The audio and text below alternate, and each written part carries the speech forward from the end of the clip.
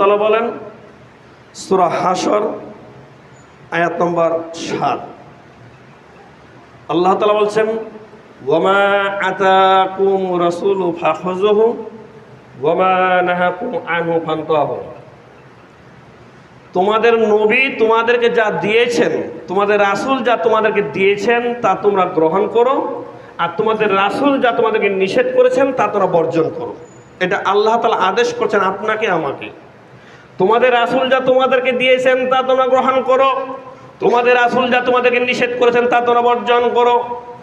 এরপরে অংশে আল্লাহ তাআলা বলেন ওয়াত্তাকুল্লাহ, তোমরা আল্লাহকে ভয় করো, ইন্নাল্লাহা শাদীদুল ইকাব, নিশ্চয়ই আল্লাহ তাআলা কঠিন শাস্তিদাতা।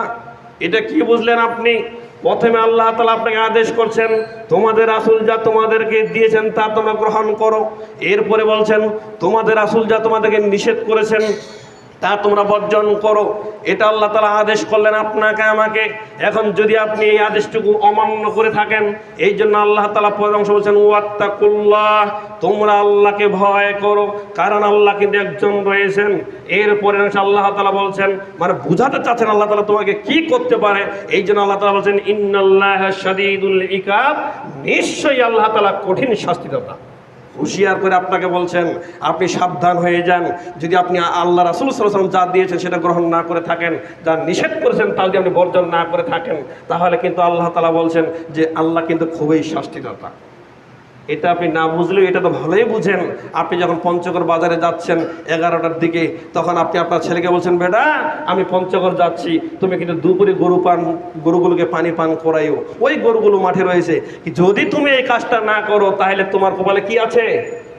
হ্যাঁ, কেউ তো বলেন কি আছে? মায়ের আছে। আপনি আপনার ছেলেকে শাসিয়ে দিচ্ছেন। ঠিক আল্লাহ তাআলা এই কথা বলছেন তোমাদের রাসূল যা তোমাদেরকে দিয়েছেন তা তোমরা গ্রহণ করো, তোমাদের যা নিষেধ করেছেন তা তোমরা বর্জন করো। যদি এটা না করে থাকেন তাহলে কিন্তু এটা জানা রয়েছে আপনার যে আল্লাহ কিন্তু কঠিন শাস্তিদাতা। সতর্কবাণী পেশ করছেন। অতএব প্রত্যেকটি মুসলমানের এটি উচিত হবে আল্লাহ রাসূল যা দিয়েছেন তা গ্রহণ করতে হবে, আল্লাহ রাসূল যা দিয়ে নিষেধ করেছেন তা বর্জন করতে হবে। এই আয়াতের মধ্যে